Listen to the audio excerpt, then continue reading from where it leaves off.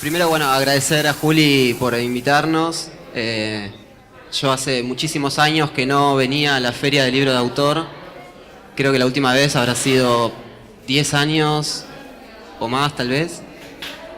Así que te agradezco por invitarnos a hablar, además, y por poder montar la mesa donde hay más de 20 editores, fanzineros, que es como la palabra que me toca tratar o intentar explicar. Y me parece además justo empezar a explicar qué es un fanzine a raíz justamente del libro de autor, que me parece que con ya 14 años de experiencia que tienen organizando la feria, creo que hay puntos en común con el fanzine. Por un lado, o primeramente dos puntos, que uno es la autopublicación. Creo que es uno de los primeros ejes del fanzine, que son publicaciones autogestionadas por el mismo autor y no hay detrás una figura editorial, ni comercial, ni en cuanto a estructura, sino que es la búsqueda de recursos propios y a través de esos recursos poder lograr una pieza editorial. Y la diferencia que yo encuentro con el fanzine, a comparación del libro de autor, es que esa pieza editorial tiene la intención de poder llegar a un número mayor de gente, aunque sea una tirada mínima para lo que es un libro en general. Y estamos hablando de tiradas de máximo 100 ejemplares. Y que además, en la mayoría de los casos, implique un costo bastante accesible. Entonces, de forma que ese ejemplar llegue a muchas personas, aunque sea un entorno bastante cerrado o específico, mucho más si es de fotografía. Entonces, hay una frase que siempre ronda de Osvaldo Lamborghini, que dice, primero publicar, después escribir. Un poco como en esa idea de que en la publicación también se está ejecutando una escritura o se está ejecutando una creación, ¿no? Que un poco también, hoy leía un libro de poesía que también hablaba de... Hay una frase de Héctor Libertela que decía, no hay que comunicar, hay que transmitir. Entonces eso también me gusta para hablar del fanzine, porque el fanzine en sí mismo habla más allá del contenido, sino que habla en su forma también. Tengo acá un machete porque hay varias como reflexiones que no me quiero olvidar. Entonces, bueno, sí, quería tratar de definir qué es un fanzine, porque nos pasó que estos días en la mesa nos venían preguntando ¿qué es esto? Es un fanzine. ¿Qué es un fanzine? Entonces, es una tarea muy difícil, porque ya partiendo de que hay mucha gente que no conoce la palabra, y aún los que la conocemos y los que, digamos, la practicamos, nos cuesta mucho trazar los límites en qué es un fanzine, o qué no lo es, o qué es un libro de autor, o qué ya no es...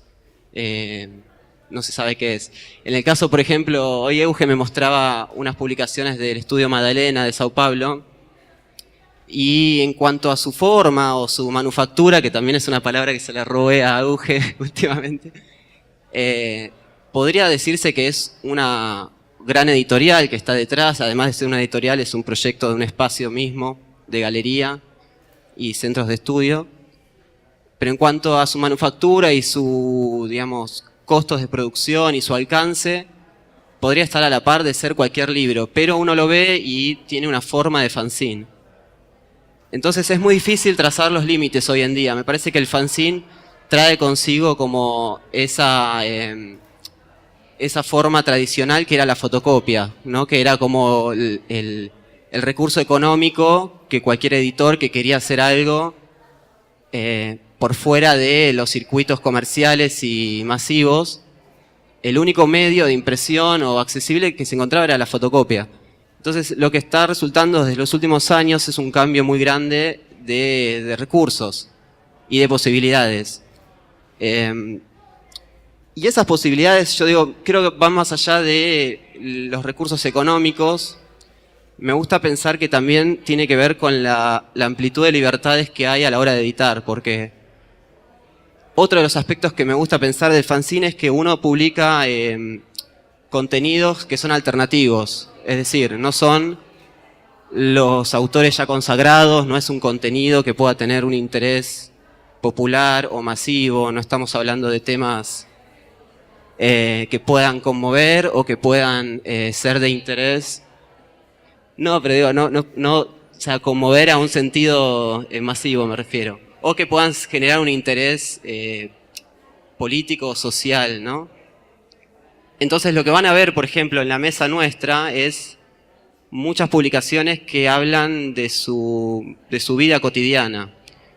Que quizás es una tendencia del fotofanzine o del fotocine actual, que es el registro cotidiano y un poco esto del trabajo autobiográfico, ¿no? Que en la charla anterior mencionaban. Entonces, esto es otro aspecto que me interesa también de cómo definir el fanzine, ¿no? A partir del contenido, y que esos contenidos son contenidos particulares, específicos, y eso también los hace únicos. Y algo que me gusta de ese contenido, que es otro de los aspectos que me gusta pensar del fanzine, en relación a la idea del coleccionismo, porque también es algo que se acompaña al fotolibro actual, que es la manufactura o la baja tirada de fotolibros y que esos fotolibros estén hechos de una forma artesanal, en cierta medida, o con recursos que también se genere una tirada limitada. Y eso genera como también una idea mayor de coleccionismo, ¿no? No estamos teniendo una pieza en una tirada de 5.000 ejemplares, sino que tal vez son 500, eso ya lo hace limitado. Y en el caso del fanzine, cuando son 100 o menos, lo hace aún más. Incluso hoy, por ejemplo, esto tiene que ver también con esta idea de medio de la nostalgia o medio histórica de tener cierta pieza representante de una época. Entonces hoy un fanzine que tal vez fue impreso en los años 80 tiene un valor bastante importante, porque sobre todo esos fanzines eran descartados, ¿no? Tenía esta idea de ser algo espontáneo y efímero. Entonces creo que también el fanzine es un objeto que puede perdurar. Por un lado, lo que pienso es que el fanzine siempre se lo vincula como a un aspecto de comunicación más joven, ¿no? Como los jóvenes hacen fanzines. Y lo que me gusta de eso es que también pienso que el fanzine tiene como un cruce de varias disciplinas.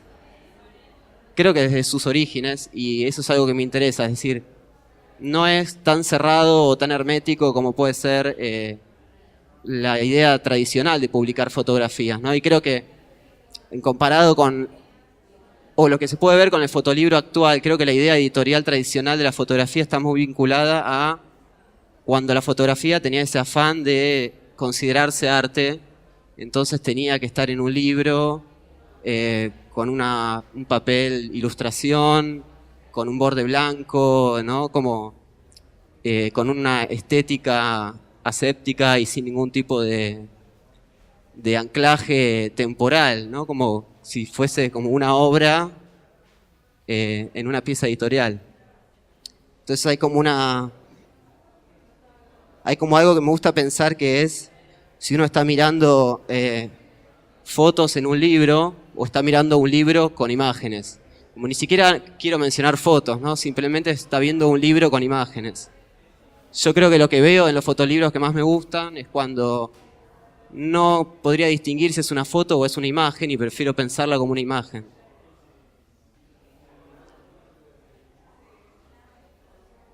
Y esto es lo que un poco hablaba, ¿no? Que me gusta pensar que el fanzine tiene mucho anclaje con lo actual.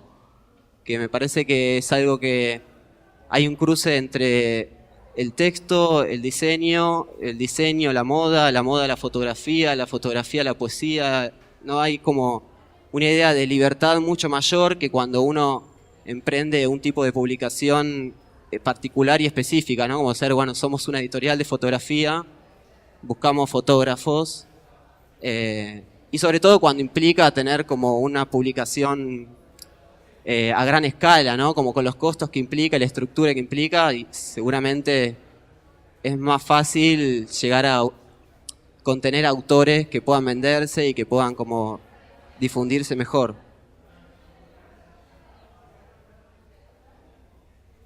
Bueno, otra cosa que tengo es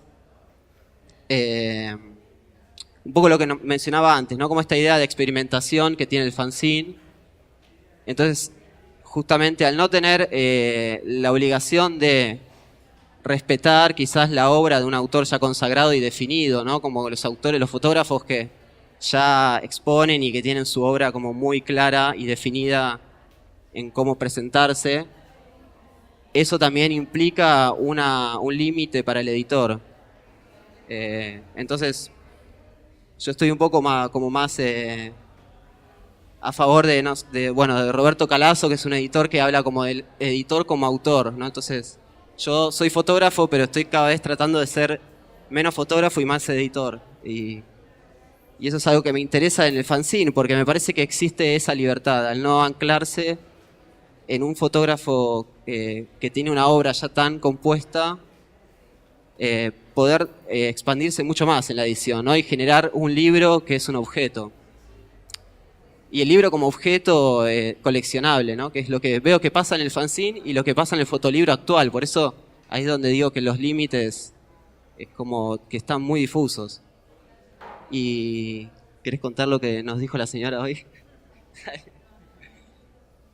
Porque Pili me dijo, no, vino una señora recién que dijo algo muy, muy interesante, que miró la mesa y las cosas y dijo, son como ejemplos. Y nos pareció como muy, muy lindo porque esta idea como de ejemplos, pero como de prototipos, como si fuese el single, ¿no? Como el EP y posteriormente es un LP. Entonces son como formas, no sé si precarias decir, sino como provisorias de lo que podría llegar a ser un libro posteriormente o una obra posteriormente. De hecho, bueno, uno de unos amigos, editores, tenemos un fanzine que está compuesto por 3 números y que próximamente esos 3 números componen un libro que vamos a presentar pronto. Así que un poco es eso también, ¿no? Son como experimentos o pruebas de lo que se puede llegar a hacer y expandir como la idea editorial al máximo. Hay algo que también yo pienso desde Santa Rosa es cómo el fanzine parte de ser un autor que se autoedita a que aparezca ya una editorial de fanzines, lo cual creo que hay un cambio también ahí importante. Y cómo uno como editor puede tener una identidad haciendo fanzines. Eso es algo que me gusta. ¿Quieres decir algo, Pili? No. Pero bueno, voy a cerrar con un texto de Borges que me pasó una amiga esta semana que me gustaba. Y bueno, el texto dice así. Yo sigo jugando a no ser ciego. Yo sigo comprando libros. Yo sigo llenando mi casa de libros. Los otros días me regalaron una edición del año 1966 de la enciclopedia de Brockhaus.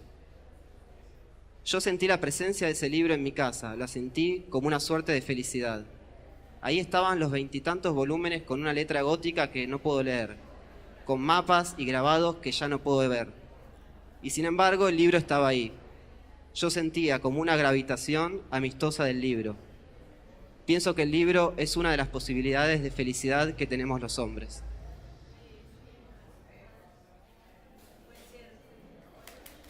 Gracias.